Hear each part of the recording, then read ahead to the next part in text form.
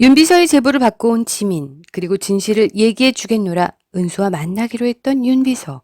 그렇게 은수와 지민은 윤비서를 만나러 왔지만 은수가 모든 걸 말하려고 하는 순간 윤비서가 눈앞에서 추락하는 것을 목격하죠. 항상 은수가 진실을 말하려 하는 순간 말하지 못하고 지나가는 전개.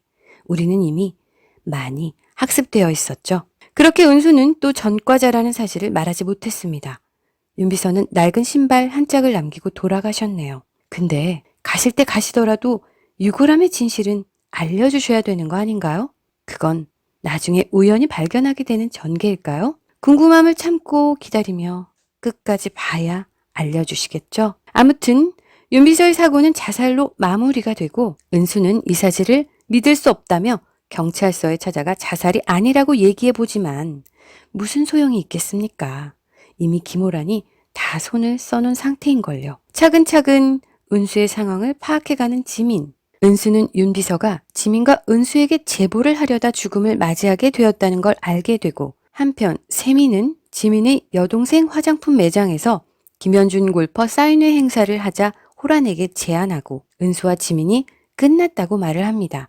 그 말을 듣고 기뻐하는 호란. 은수를 너무도 싫어하는 호란이 이상했던 세민은 은수의 뒷조사를 의뢰하고, 은수는 윤비서를 죽인 사람이 호란임을 직감하고 무엇을 감추려고 제보를 하겠다던 윤비서를 죽였는지 따져보지만 계란으로 바위치기란 말이 딱 맞는 상황이 아닐까요? 지금 이 상황 말이죠.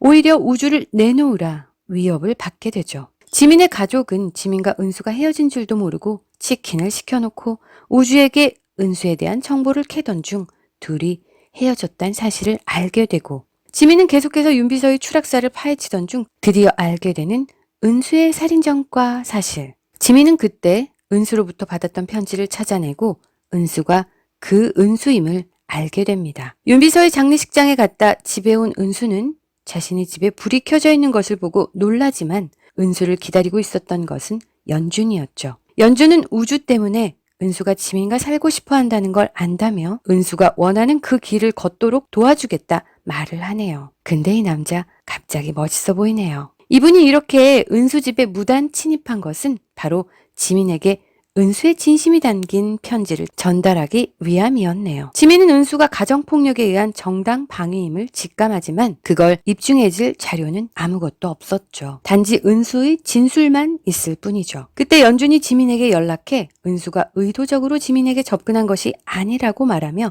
돕겠다고 하고, 지민에게 은수의 집에서 발견한 반송된 편지를 전달하며 은수의 진심을 오해하지 말라고 하는데, 우주는 은수와의 과외를 못하게 된 이후 시무룩한 모습을 보이는데요. 애인이 생겼다 좋아했던 지민의 부모님도 이상한 분위기를 포착하게 되고, 100년 만에 생긴 애인과 헤어졌다는 사실이 속이 상했던 지민의 엄마는 왜 헤어졌는지 은수를 찾아가 묻게 되고, 그때 우주가 천식호흡 곤란으로 입원했다는 전화를 받고 병원에 가보지만 은수는 가까이 다가가지 못하고 멀리서 바라보기만 합니다. 그런 은수를 지민의 엄마가 병실로 오라고 부르는데, 우주는 엄마 세미로부터 한번 버림받았던 기억이 있었던 터라 또다시 외면당했던 은수에게 눈물을 보이며 왜 그동안 연락을 하지 않았냐며 울게 됩니다. 그런 상황에서 이제야 드디어 모든 사실을 말하는 은수. 호란에게 우주를 맡겼지만 호란이 우주를 죽이려 했고, 그런 상황에서 호란에게 거짓말을 하고 우주를 입양 보낸 것이 윤비서라고 말하죠. 그래서 호란이 윤비서를 자살로 위장해 죽인 것이라고 말하지만, 하지만 지민은 은수 때문에 우주가 위험에 빠지는 건 바라지 않는다며 은수를 밀어냅니다. 은수를 밀어내면서도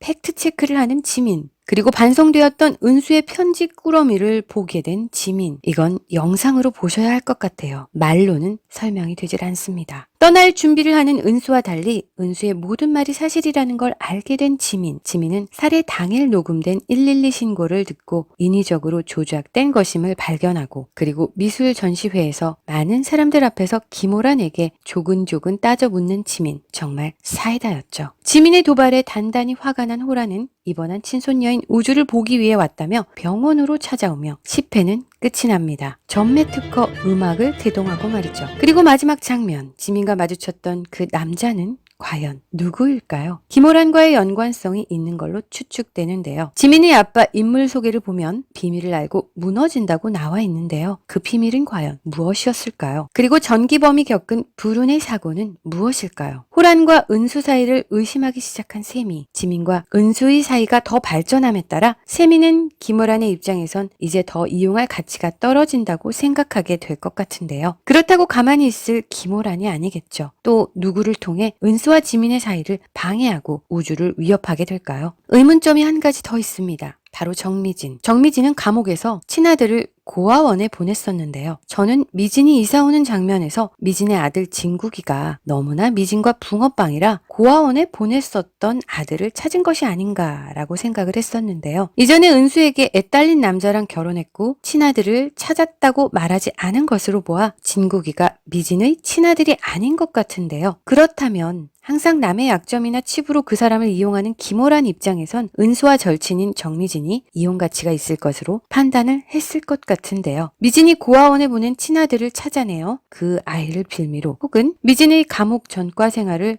남편인 디오 코스메틱 본부장에게 폭로하겠다 협박을 해서 미진을 이용하려 하지는 않을까 하는 생각이 들었습니다. 사실 9회의 미리 보기가 헛다리인 걸 생각하면 더 이상의 추측은 하지 말아야 하는데요. 궁금증 폭발로 또 추측병이 가동이 되네요. 앞으로의 모든 진실은 11회를 통해 또 조금씩 알 수 있게 될 것 같습니다. 남은 연휴 즐거운 시간 되시고요. 지금까지 쿠쿠 라디오였습니다. 구독과 좋아요 잊지 마시고요. 감사합니다.